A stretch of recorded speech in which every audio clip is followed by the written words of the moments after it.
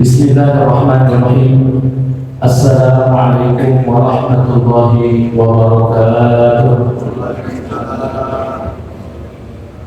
Alhamdulillahi rabbil alamin alladzi ja'ala syahrul ramadan makhsusan bi'amimi ghufranihi.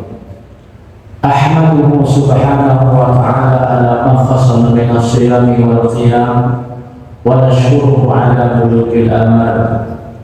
Asyhadu an la ilaha illallah wahdahu la syarika lah wa asyhadu anna sayyidana wa nabiyyana Muhammadan abduhu wa rasuluh. Allahumma fassalli wa sallim wa barik ala sayyidina Muhammad wa ala alihi wa sahbihi wa barik wa sallim ajma'in, amma ba'd. Faqad qala Allah ta'ala fi muhkami kitabih. A'udzu billahi minasy syaithanir rajim. Bismillahirrahmanirrahim. Wa idza sa'alaka 'ibadi 'anni fa inni qarib ujibu da'watad da'i idza da'an falyastajibu li walyu'minu bi la'allahum yarshudun. Wa qala ta'ala aidan inna anzalnahu fi lailatul qadr. Wa qala Nabi sallallahu alaihi wa alihi wa sahbihi wa sallam as-siyam wal Qur'an yashfa'ani lahuma yawmal qiyamah atau kama qala Rasulullah sallallahu alaihi wasallam. Pertama dan utama, alhamdulillah kita ucapkan puji dan rasa syukur kita kehadirat Allah Subhanahu wa taala. Alhamdulillah pada subuh hari ini kita digerakkan kaki, dilangkahkan kaki kita, diberikan keimanan dan ketakwaan, kemudian hidayah, taufik dan inayahnya sehingga kita bisa menuju ke masjid untuk melaksanakan kewajiban kita salat subuh berjamaah. Alhamdulillah kita tidak sadar pagi tadi setelah dimatikan oleh Allah Subhanahu wa taala dihidupkan kembali. Oleh karenanya ketika kita mau tidur, bismillahirrahmanirrahim, ahya bangun. Ya. Alhamdulillah ahyana ba'dama amatana. Kita nggak sadar. Luar biasa, skenario Allah Subhanahu wa taala itu di luar nalar pikiran manusia, di luar ilmu teknologi manusia. Coba sampai mikir, sampai mikirkan itu saja, apa namanya, tafakur dengan itu saja itu ibadah. Tafakur itu mengingat kejadian yang Allah berikan kepada kita, kemudian kita ambil i'tibar, kita aplikasikan dalam kehidupan kita, ternyata luar biasa. Sang Khaliq, sang pencipta itu. Orang akan tahu ketika kita setelah dimatikan oleh Allah Subhanahu wa taala dihidupkan kembali. Oleh karenanya doa kita, Allahumma ahyana ba'da ma amatana. Alhamdulillah ya Allah, Engkau telah hidupkan kami kembali setelah Engkau matikan kami. Wa ilaihin nusyur, kepada Allah ya Allah kami akan menuju nanti. Baik. Kira-kira terbaca ketika kita bangun tidur itu diamalkan, itu sunnah Rasulullah SAW. Baik, nanti kita akan bahas sedikit itu. Kemudian setelah Rasulullah kita aturkan junjungan kehadiran Nabi kita Muhammad Rasulullah SAW, Nabi akhir zaman, Nabi Shalih Syafa'i yang kita harapkan syafaat bila menghadapi hari kiamat. Amin Allahumma amin. Bapak Ibu jemaah subuh yang dirahmati Allah Subhanahu wa taala, dari waktu ke waktu, berganti minggu ke minggu, berganti hari ke hari, berganti bulan ke bulan ke tahun, sampai pula kita penghujung Ramadan. Yang Ramadan ini insya Allah kita beberapa hari lagi akan berpisah dengan kita. Hari ini kita masuk ke malam hari ke 24. Artinya kalau satu bulan itu 29, berarti 5 hari ke depan. Kalau dia 30 hari, berarti masih ada 6 hari ke depan. Kita tunggu saja pengumuman pemerintah yang paling aman, karena pemerintah itu banyak ulamanya, banyak ahli-ahlinya ya. Jadi kita tunggu pemerintah sendiri bagaimana pemerintah memutuskan apakah Syahur Ramadan itu salatina yawma atau bulan.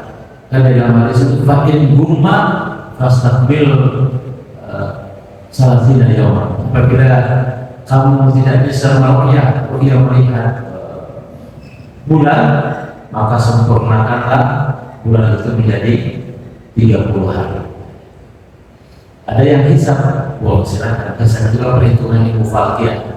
Dia itu melihat, makanya itu ada kalau melihat kan, biasanya kalau di Balikpapan nih Pak, kita kumpul Kementerian Agama itu di Islamic Center, sementara Islamic Center yang paling tinggi, menaranya pasti ada sebelum, ada menara yang tinggi itu, ada kaca yang siapa kali naik ke atas. Biasanya kita hilalnya di atas itu Pak, gitu pakai rokok. Baik Bapak Ibu jemaah yang dirahmati Allah Subhanahu wa taala, kita kembali ke Rasulullah SAW tadi ketika bangun tidur beliau mengajarkan Allahumma ahyana ba'da ma amatana wa ilaihi nusyur.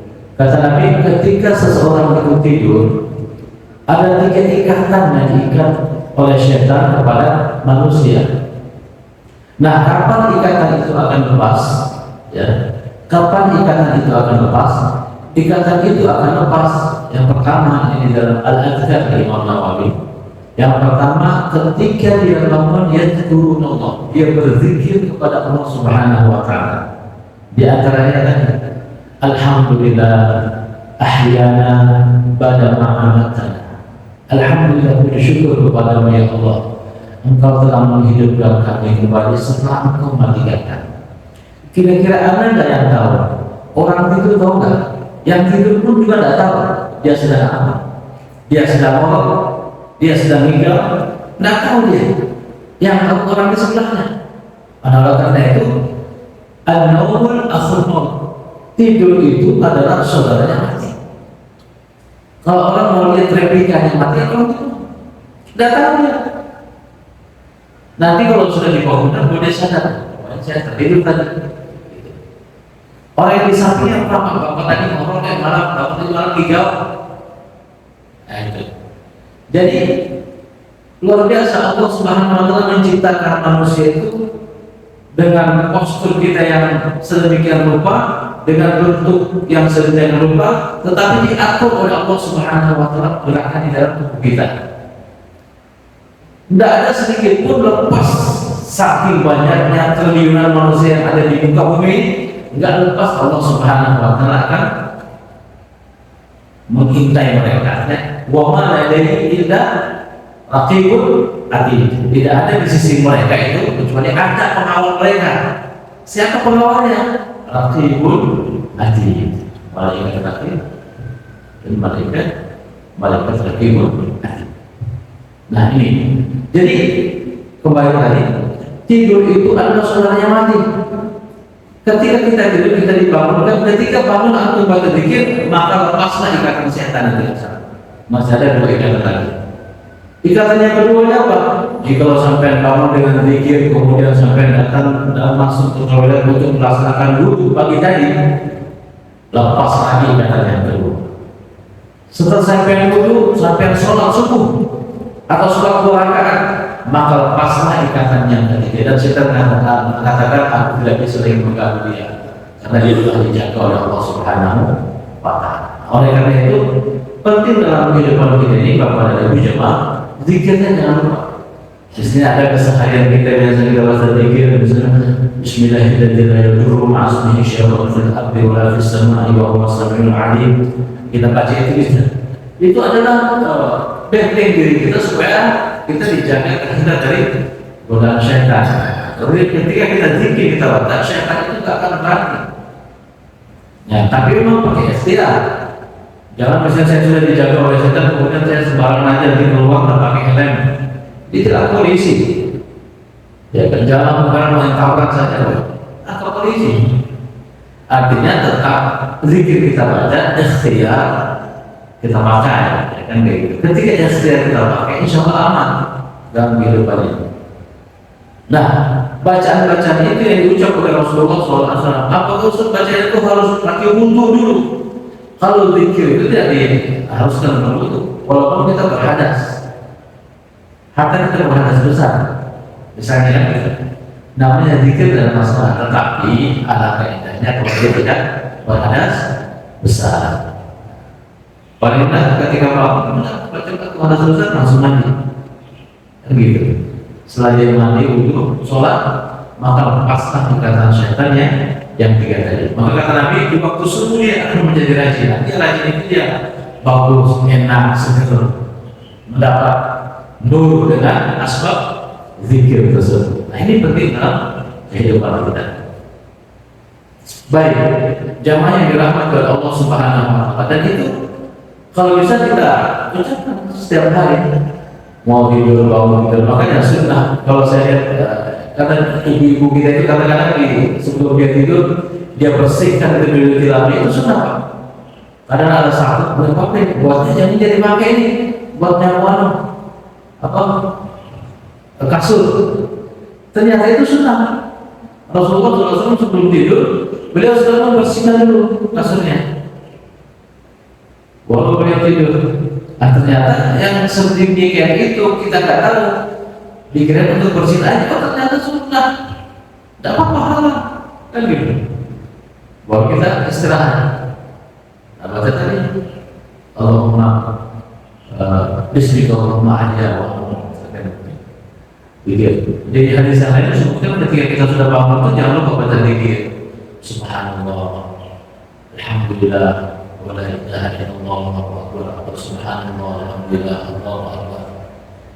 Disuruh baca zikir ketika kita bangun itu supaya untuk melepas ikatan setan tadi. Ketika kita mengucap zikir di pagi hari, maka syaitan itu akan hasyal kalau menduduki saya, kemudian saya boleh karena dia sudah terbentengi dengan bacaan tersebut. Nah, jamaah yang dirahmati Allah Subhanahu wa Ta'ala, alhamdulillah malam ke-25 ini adalah malam-malam pada atas 10 Ramadan, dan 10 Ramadan itu adalah malam yang paling afdal di bulan Ramadan. Oleh karenanya Ramadan itu diberikan oleh Allah Subhanahu wa Ta'ala bulan yang istimewa yang tidak pernah diberikan umat-umat yang terdahulu. Yang pertama. Yang kedua, Allah Subhanahu wa Ta'ala muliakan umat Nabi Muhammad beda dengan umat-umat Nabi yang terdahulu. Bapak Ibu, kalau umat-umat yang terdahulu apabila dia berbuat dosa, tidak lama kemudian hal itu juga diturunkan kepada Allah Subhanahu wa Ta'ala. Tapi kalau Nabi Muhammad SAW umatnya sangat luar biasa. Rahmat dan rahimnya Allah Subhanahu wa Ta'ala dan kekasihnya Allah, beliau juga sebagai pimpinan Sayyidul Anbiya wal Mursalin, pimpinan para nabi dan para mursalin, rasul. Maka Allah Subhanahu wa Ta'ala muliakan umatnya. Coba kalau kita tarik mundur, kita berbicara tentang nabi-nabi yang terdahulu. Contoh Nabi Nuh alaihissalam. Nabi Nuh alaihissalam itu luar biasa berdakwah kepada umatnya, dan yang mengikuti beliau itu hanya dalam tafsir hanya samani 40 orang saja, 80 orang. 80 orang umatnya Nabi Nuh sallallahu alaihi wasallam alaihissalam. Nabi Nuh. Kemudian apa kesalahan umat Nabi Nuh alaihissalam? Umat Nabi itu mengejek, mengolok nabinya. Jadi orang-orang Bani Israel itu jemaah, orang yang paling bucin, umat yang paling bucin, yang paling nakal itu Bani Israel. Bani Israel. Karena Nuh berdakwah kepada umatnya sudah tidak ada yang menghiraukan lagi, maka Nabi Nuh sudah lelah. Karena Nabi aku berdakwah kepada umatku di siang malam terang-terangan, juga mereka tidak mau mengikut. Akhirnya disuruh oleh Allah Subhanahu wa Ta'ala, ya Nuh, antum bikin kapal di daratan, di atas gunung. Ketika disuruh bikin kapal di atas gunung, dicemooh lagi sama umatnya. Wah, Nabi kita itu karena bikin kapal di atas gunung. Mana ada ayat di atas gunung? Tapi kan datang Allah Subhanahu wa taala akan turunkan banjir bandang yang besar. Setelah kapal jadi, bukan dibangun, malah dijadikan jamban. Di dalam tafsir Sawi dan lain itu, kapalnya Nabi itu dijadikan jamban. Kapal sudah jadi, dijadikan di tempat ini WC umum. Ayo. Nah, satu ketika sebelum dibersihkan kapal itu, di kampung itu ada dibalakan oleh Allah Subhanahu wa taala penyakit kulit. Penyakit kulit yang penyakit itu tidak ada obatnya. Tidak lama ada seorang ibu-ibu separuh baya tua ikut juga kontribusi di dalam kapal itu. Dia buang jamban ke buang air. Ketika buang air, si ibu-ibu itu jatuh, Bapak Ibu, kecebur di dalam kubangan atau lantainya di jamban itu, di kapal Nabi. Setelah jatuh, bangun dia pulang ke rumahnya, dia mandi tuh, langsung hilang penyakit kulitnya. Di dalam riwayat itu, ibu itu menjadi glowing kembali, menjadi cantik, kulit yang keriput menjadi kencang. Akhirnya orang-orang kampung bingung, Nek, sampai berobat di mana? Kita sekampungan sama penyakit sampai mau sehat. Aku pagi-pagi bawa jamban di kapal itu, jatuh saya di dalam. Terus setelah saya jatuh di dalam, saya kembali ke kampung, saya mandi, ternyata langsung berubah kulit saya bersih, glowing, cantik kembali, dan berubah menjadi muda. Akhirnya berbondong-bondong orang kampung yang ngotorin kapalnya Nabi Nuh, nah bikin itu kotornya sendiri. Artinya benar, kau yang memulai dan kau yang mengakhiri. Itulah doa. Akhirnya itu kau yang memulai dan kau yang mengakhiri. Akhirnya ramai-ramai orang satu kampung datang naik ke kapal Nabi Nuh ngambil kotoran, dijadikan make up, dijadikan apa sih namanya itu masker, jadi glowing semua. Luar biasa, ini obat yang paling ampuh. Akhirnya sudah habis kapal itu, masih dipel lagi. Allah kasih sekali dari Allah Subhanahu wa taala, dipel sama dia. Karena sudah habis itu kotorannya, bagaimana bisa mendapatkan lagi itu? Sisanya diambil air, bodong dia bawa dari bawah gunung naik atas gunung, dipel disikat sama dia sampai bersih, Pak. Itu kapal bersih, glowing, hilang baunya. Sehingga Nabi Nuh berdoa, surah Nuh itu, Ya Rabb, la tazar al-ardi minal kafirina daya. Ya Allah, janganlah engkau tinggalkan di muka bumi ini satu rumah pun dari orang-orang yang kafir dan tidak beriman kepada saya. Tenggelamkan semua ya Allah. Ini doanya Nabi Nuh. Ayo, tolong Nabi kita enggak. Nabi kita itu luar biasa. Ummati umat. Nabi Nuh langsung, la tazar al-ardi minal kafirina dayara. Ya Allah, janganlah engkau tinggal satu rumah pun ya Allah. Orang-orang yang tidak beriman kepadamu di muka bumi ini, hancurkan mereka ya Allah, tenggelamkan mereka. Maka Allah ngomong, umat-umat Nabi Nuh yang beriman kepada saya, ayo naik semua ke kapal. Semua naik ke kapal. Hari ini tidak ada yang bisa menolong kalian kecuali kalian naik ke kapal ini. Akhirnya semua naik, pasangan-pasangan binatang. Semua naik, semua orang yang 80 orang umatnya yang naik semua datang. Ya Kan'an, mana anaknya? Ayo, umpah Abah naik ke kapal ini. Katakan Anda ya Abah, sa'awi ilal jabal, saya akan naik ke gunung Abah. Tidak akan sampai ke atas gunung. Kata Nabi Nuh, anakku tidak bisa, hari ini tidak ada pertolongan Allah Subhanahu wa taala, akan tenggelam semuanya. Akhirnya Nabi Nuh ngomong sama Allah, ya Allah, anak saya mau ikut saya. Kata Allah, ya Nuh, itu bukan keluarga.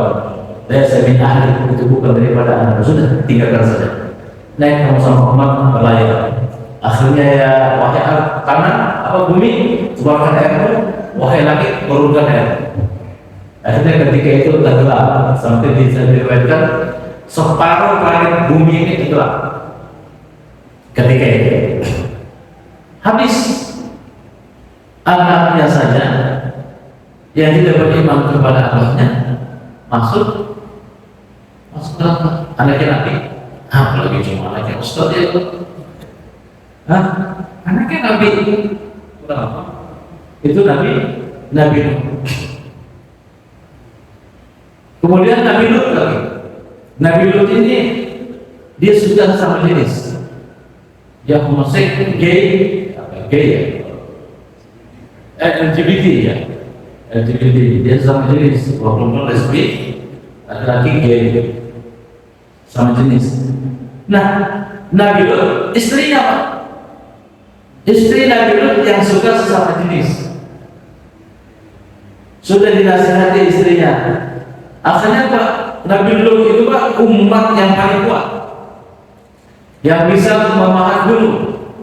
Ini ada piramid-piramid itu kan di Mesir itu, kalau ada gunung gua itu, dalam riwayat disebutkan umatnya Nabi Nuh ini tinggal di dalam gunung-gunung itu karena mereka bisa memahat gunung jadi rumah.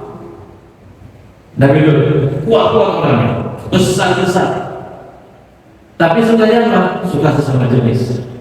Akhirnya diturunkan bala ketika itu dihujani oleh Allah Subhanahu wa taala, hujan batu, mati semua.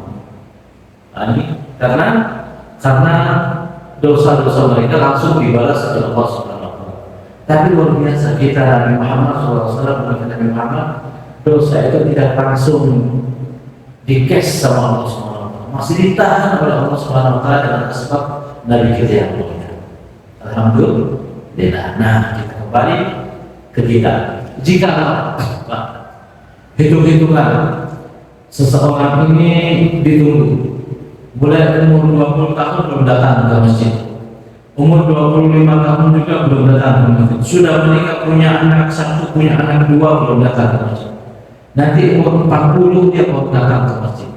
Ini misalnya mulai akibatnya umur 40. Jika seseorang itu umurnya kan kata Nabi, umri ummati baina sitti wa sab'in, umur umatku itu di antara 60 dan sampai 70 tahun. Jika saja Pak, kita ambil umur pendek saja, umur kita 60 tahun. Kemudian ketika kita datang ke masjid umur 40 tahun, berarti maksiat kita 40 tahun, taat kita hanya 20 tahun. Nah, kira-kira kalau hitung-hitungan dagang, orang bisnis, orang jualan, maksiat 40 tahun dibalas oleh ketaatan 20 tahun, kira-kira ketutup kan? Pasti gak ketutup kan, pasti minus kan, pasti rugi. Nah, oleh karena itu Allah Subhanahu wa taala memberikan kemuliaan dengan kita dengan adanya malam Lailatul Qadar. Satu malam beribadah dicatat oleh Allah Subhanahu wa taala 1000 bulan, 83 tahun. Nah, dengan adanya malam Lailatul Qadar, insyaallah dosa yang 40 tahun yang dia perbuat hanya ketaatan yang 20 tahun akan terselesaikan oleh Allah Subhanahu wa taala selama dia tidak mengerjakan akbar dosa besar. Kenapa? Karena rahmat dan karunia Allah Subhanahu wa taala sangat luar biasa kepada umatnya. Sampai Allah mengatakan, ya bani Adam, lau antumul khataya hatta mala'atis sama thumma nadimtum fataballahu alaikum. Wahai anak Adam, kata Allah, jika engkau memperbuat khataya, kesalahan, hatta mala'atis sama, sampai kesalahanmu, dosamu itu kamu itu buajingan di sana, bijak di sana, enggak pernah ke masjid, taunya pegang botol lagi ini bisa. Enggak pernah taubat, harus sudah umur 40 sudah mau lewat baru taubat. Luar biasa. Idza amiltumul khataya hatta mala'atis sama, sampai kesalahan itu, dosa itu memenuhi langit, artinya saking banyaknya dosa mereka. Summa nadimtum, kata Allah, kemudian engkau menyesali, Allah saya menyesali. Saya umur saya sudah hampir 50 tahun ya Allah, baru saya menyesal. Saya akan taat beribadah, mohon ampun kepada Allah. Meninggalkan semua pekerjaan-pekerjaan yang kemarin, yang dosa tadi. Apa kata Allah? Fataballahu alaikum. Wahai anak Adam, engkau akan aku apa? Fataballahu alaikum. Taubat Allah Subhanahu wa taala akan tercurah kepada sampean. Nah, oleh karena itu malam Qadar itu dipersiapkan, dikhususkan untuk umatnya Nabi Muhammad SAW, diberikan kepada kita. Oleh karena itu Ramadan itu ada syair syukur. Syahrul Syuhur itu penghulu sekalian bulan. Mulai dari Muharram berputar sampai Dzulqa'dah sampai Dzulhijjah, Syawal kembali lagi ke Muharram. Itu Ramadan adalah pimpinan daripada sekalian bulan. Ya 12 bulan hitungan Hijriah. Kenapa Ramadan ini menjadi Syahrul Syuhur? Yang pertama, Allah Subhanahu wa taala turunkan Al-Qur'anul Karim, ini yang pertama. Yang kedua, Allah Subhanahu wa taala berikan waktu-waktu yang istimewa. Karena bulan istimewa, waktu istimewa, ada hari yang istimewa. Ustaz, hari kan sama semua. Ustaz, waktu kan sama semua. Ustaz, bulan kan sama semua. Nah, mari kita bongkar sedikit sini. Kenapa saya katakan Allah Subhanahu wa taala memberikan bulan yang istimewa? Ya bulan Ramadan. Di dalam satu tahun full itu ada yang istimewa karena Ramadan. Yang pertama. Kemudian ada yang namanya hari istimewa. Hari apa? Hari Jumat. Dikatakan Nabi, "Anna yawmal Jum'ah sayyidul ayyam wa 'idul muslimin." Bahwasanya hari Jumat itu adalah sayyidul ayyam, penghulu dari para sekian hari. Semua hari, presidennya hari. Wa 'idul muslimin, dan menjadi hari rayanya orang Islam. Oleh karena itu kami kita Jumatan datang ke masjid karena hari yang diberkahi oleh Allah Subhanahu wa taala. Bahkan di dalam kitab Syarah Ummah Muhammadiyah karangan Al-Hadis Al-Alim Al-Alama Profesor Dr. Sayyid Muhammad bin Ali Al-Malik Al-Hasani, beliau menuliskan di situ hari Jumat itu ada waktu-waktu yang ijabah. Pendeknya kata beliau mulai dari subuh, mulai dari waktu terbenamnya matahari hari Kamis, di situ ada doa yang dijawab oleh Allah Subhanahu wa taala.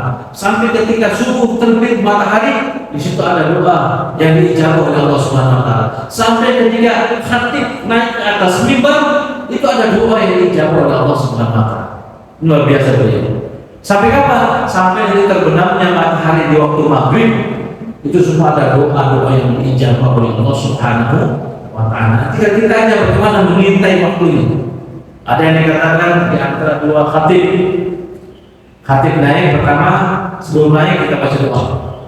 Naik. Nanti ada duduk lagi khatib di antara dua khutbah. Jadi duduk istirahat sebentar. Yang di bawah biasanya baca sholawat. Nah, itu kita doa lagi. Minta lagi sama Allah Subhanahu wa taala, semoga doa kita dijawab. Itu ada waktu-waktu hari-hari yang dijawab oleh Allah. Kemudian yang kedua, yang ketiga, ada waktu-waktu yang dijawab. Waktu kapan? Waktu Ramadan, 10 terakhir di bulan Ramadan, atau di sepertiga malam di malam hari. Itu kan waktu-waktu yang dijawab oleh Allah Subhanahu wa taala. Ada juga tempat-tempat yang istimewa. Apa tempat yang istimewa? Misalnya kita sholat di Masjidil Haram. Kan tempatnya Masjidil Haram istimewa. Pahalanya akan mendapat 100.000. Begitu juga di Madinah. Ada yang namanya Haramain. Haramain itu adalah yang pertama Mekah, yang kedua Madinah. Ada kalau sampai dengar di kota Haramain. Haramain itu dua haram, artinya kota Mekah dan kota Madinah. Madinah itu di Masjid Nabawi. Kalau di Mekah di Masjidil Haram. Waktu tempat-tempat yang istimewa yang diberikan oleh Allah Subhanahu wa taala kepada kita, apabila datang minta kepada Allah, Allah akan dijawab. Nah, oleh karenanya Ramadan yang pertama kali saya sebutkan di situ diturunkan Al-Qur'an. Nah, kemudian yang kedua di situ ada malam Qadar yang lebih baik daripada 1000 bulan. Kita beribadah 83 tahun namanya. Kemudian Ramadan juga menjadi istimewa sebab karena di dalam Ramadan itu semua taat akan diterima oleh Allah SWT. Semua kebaikan akan berkumpul di dalam situ di bulan Ramadan. Kemudian dosa-dosa akan diampuni oleh Allah Subhanahu wa taala. Kemudian adzambul maghfurah. Semua kesalahan yang kita serahkan kepada Allah mohon ampun, Allah Subhanahu wa taala akan mengampuninya. Itu yang istimewa bagi umat Nabi Muhammad SAW yang tidak pernah diberikan oleh umat-umat yang terdahulu.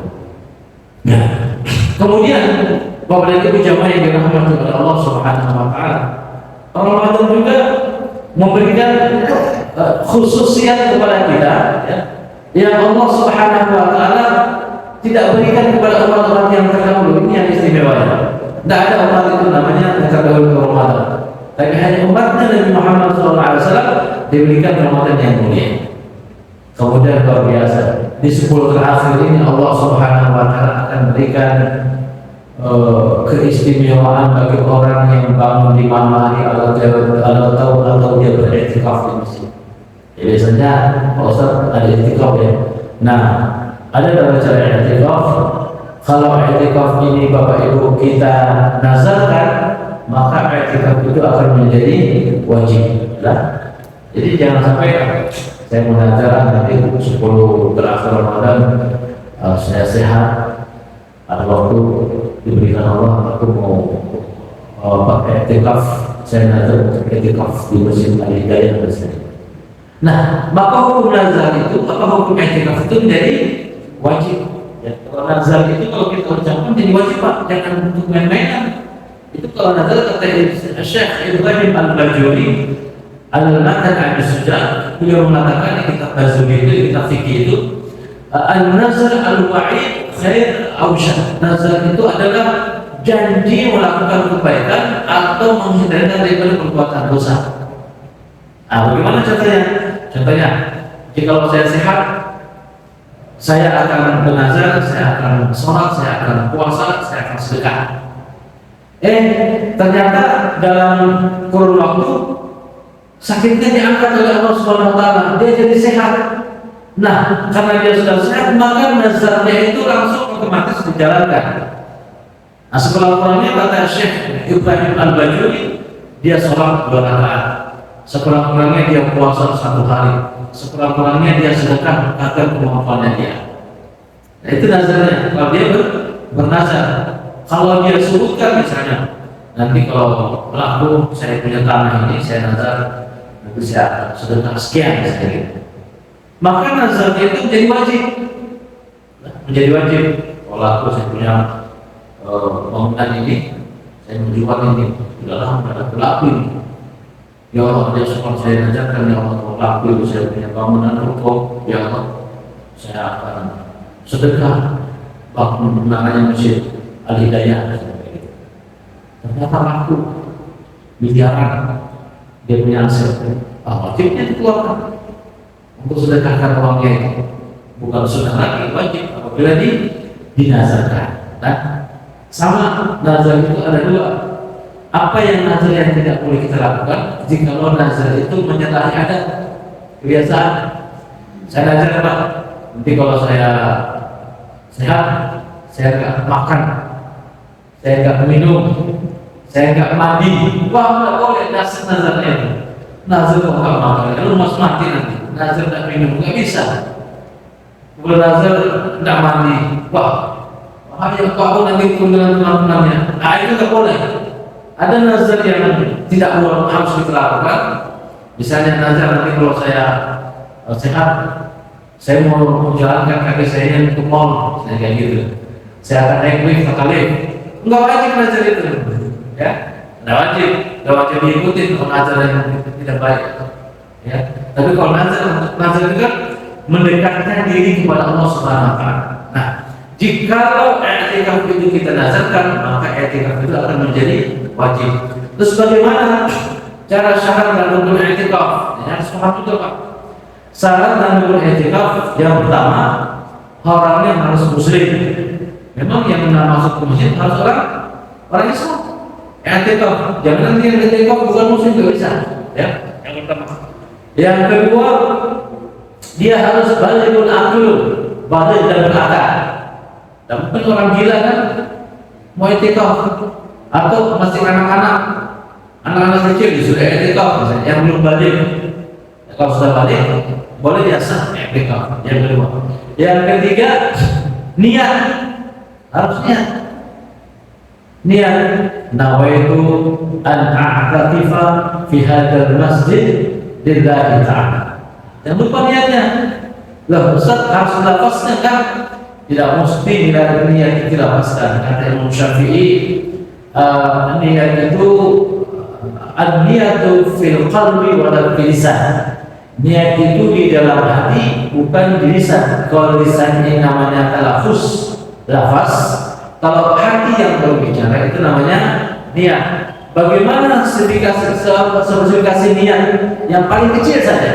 Ya, kalau menurut Imam Syafi'i itu kan kalau kita sholat, usolli fardhu subh, raka'ataini mustaqbilal qiblatin, makmuman adaan lillahi ta'ala. Misal aku sholat subuh mengikut imam menghadap kiblat karena Allah Subhanahu wa ta'ala. Ini lafaznya tadi.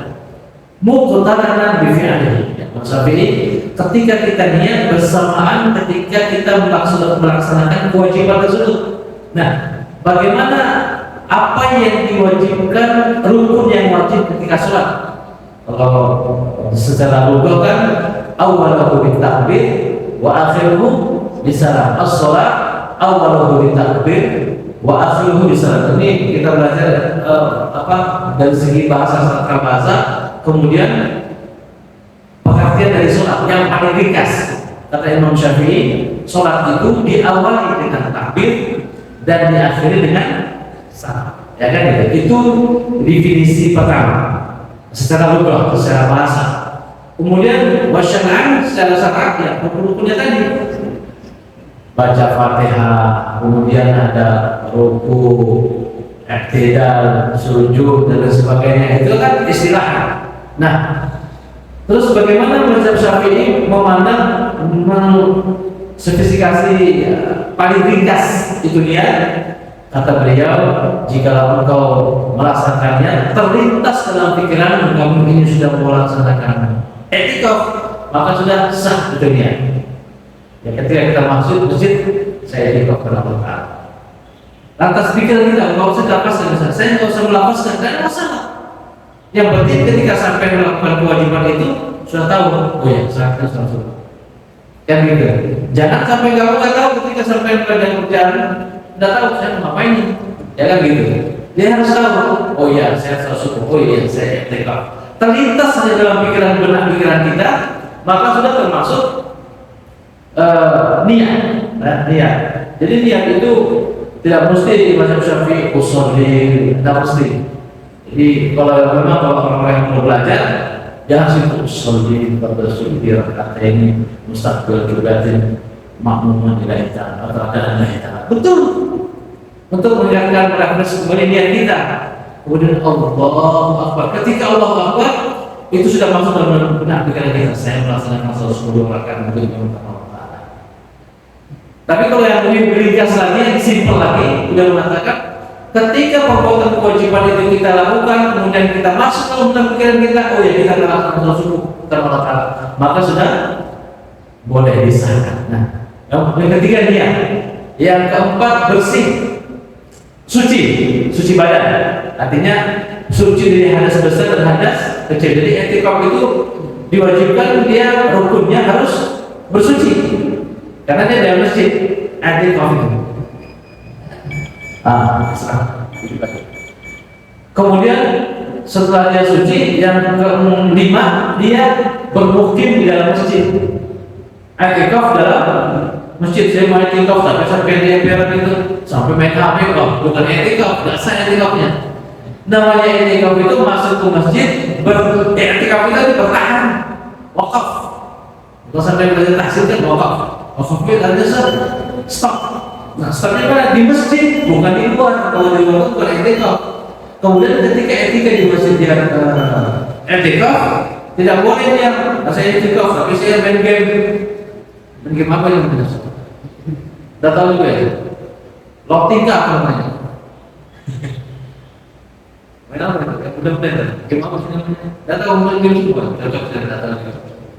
Pokoknya dia main game, main HP, etikaf, main HP. Bukan itu namanya etikaf. Itu berzikir kepada Allah Subhanahu Wa Taala, membaca Al-Quran, atau tafakur, atau ibadah-ibadah yang lainnya untuk mendekatkan diri kepada Allah Subhanahu Wa Taala. Baik, Bapak Ibu jemaah yang dirahmati Allah Subhanahu Wa Taala, mudah-mudahan di pagi hari ke-24 ini kita diberikan keberkahan oleh Allah Subhanahu Wa Taala, kekuatan, iman, taufik dan hidayah serta tercurah dan terjun kepada kita dan semoga mudah-mudahan dengan 23 hari 24 hari ini puasa kita diterima oleh Allah Subhanahu wa taala. 10 terakhir kita bisa mendapatkan Lailatul Qadar khairan min alfi syahr. Allahumma amin. Al-hadhihi niyyah wa ala kulli shalihan al-Fatihah. A'udzu billahi minasyaitonir rajim. Bismillahirrahmanirrahim. Alhamdulillahi rabbil alamin. مالك يوم الدين إياك نعبد وإياك نستعين اهدنا الصراط المستقيم صراط الذين أنعمت عليهم غير المغضوب عليهم ولا الضالين بسم الله الرحمن الرحيم الحمد لله رب العالمين وصلى الله على سيدنا مولانا محمد نبي الأمي وعلى آله وصحبه وآله وسلم أجمعين اللهم بارك لنا في شهر رمضان اللهم بارك لنا في شهر رمضان اللهم بارك لنا في شهر رمضان شهد لنا وشهد علينا اللهم اجعلنا من قيامه وصيامه الذي يرضيك عنا اللهم الهمنا يا الله بليلة القدر الذي خير من ألف شهر الذي له فيها أجر برحمتك يا أرحم الراحمين اللهم اجعلنا من المقبولين اللهم اجعلنا من المقبولين اللهم اجعلنا من المقبولين ولا تجعلنا من المقبولين ولا سبيل الغالين ربنا آتنا في الدنيا حسنة وفي الآخرة حسنة وقنا عذاب النار سبحان ربك رب العزة عما يصفون وسلام على المرسلين والحمد لله رب العالمين. Alhamdulillah, terima kasih atas segala perhatian, mohon maaf atas segala kekurangan. Wabillahi taufiq wal hidayah. Wassalamualaikum warahmatullahi wabarakatuh.